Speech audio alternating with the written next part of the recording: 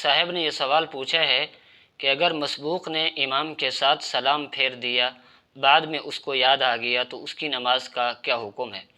دیکھیں، سب سے پہلے تو یہ سمجھیں کہ مسبوق کس کو کہا جاتا ہے۔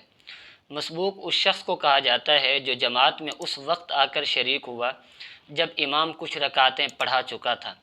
اب مسبوق کے لیے حکم یہ ہے کہ جب امام اپنی نماز مکمل کرنے کے لیے سلام پھیرے گا تو مسبوق آدمی کھڑے ہو کر اپنی بقیہ رکعتوں کو مکمل کرے گا، بعد میں سلام پھیرے گا۔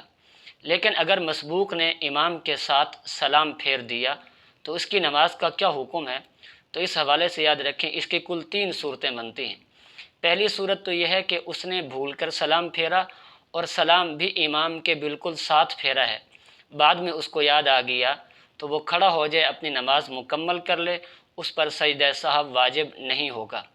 لیکن اگر اس نے سلام تو امام کے ساتھ بھول کر پھیرا ہے لیکن سلام بھی امام کے کچھ دیر بعد پھیرا ہے تو اس صورت میں مسبوق آدمی پر سجدہ سہو واجب ہو جائے گا۔ اپنی نماز کو مکمل کرنے کے بعد سجدہ سہو کرے گا، پھر اپنی نماز کے لیے سلام پھیرے گا۔ اور تیسری صورت یہ ہے کہ اگر مسبوق نے جان بوجھ کر امام کے ساتھ سلام پھیرا تو اس کی نماز ٹوٹ جائے گی، وہ نماز کا اعادہ کرے۔